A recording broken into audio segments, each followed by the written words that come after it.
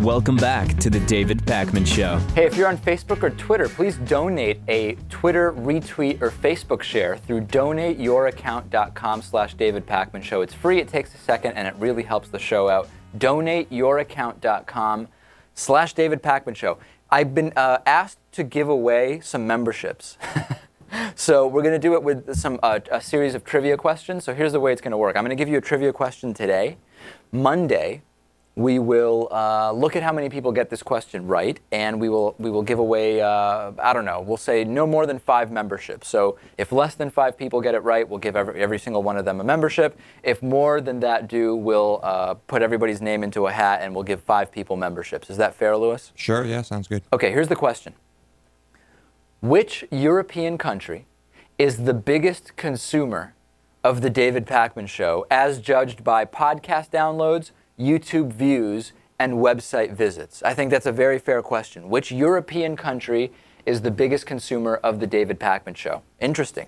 I have my thoughts. Of course, I know the answer. Yeah. So my thoughts are 100% accurate on this. Yeah, and irrelevant. And completely irrelevant. So here's the way. The official way to enter is you have to email in, okay? Because it's just, how can we keep track of YouTube usernames and Twitter handles? So go to our website, contact us, just say, trivia question, I think the country is X, whatever it is.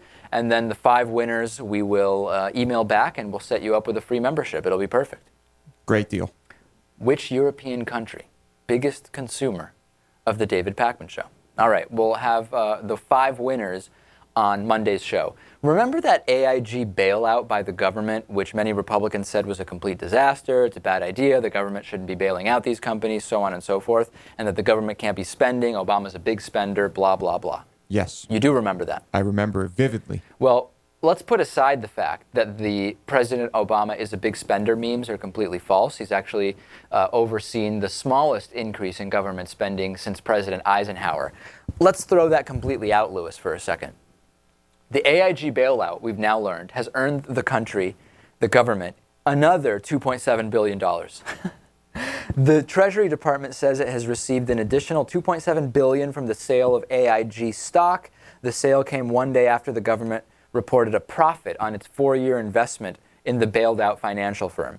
Treasury says the banks underwriting the sale have exercised their option to buy 83 million additional shares at $32.50.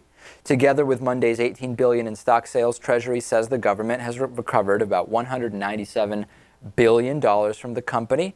That covers the initial investment of the $182.3 billion, plus a return now of $15.1 billion to taxpayers. That means that after this sale, the government's stake in AIG is less than 16%. At the height of the crisis, they held 53.4% of AIG. They have reduced that incredibly, returned more and more control of that company to those outside of the government, which is, of course, a big concern for the American right wing.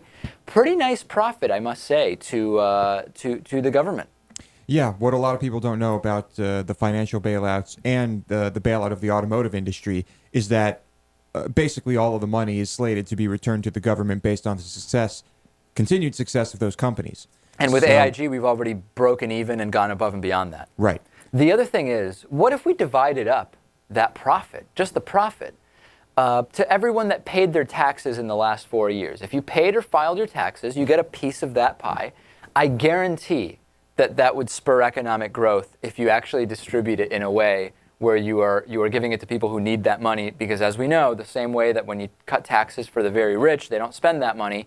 If you actually were to take this profit, ladies and gentlemen, and do a fair tax cut for people who need the money, that is stimulative spending. Those people are going to spend that money and put it right back to work in the economy. Yes.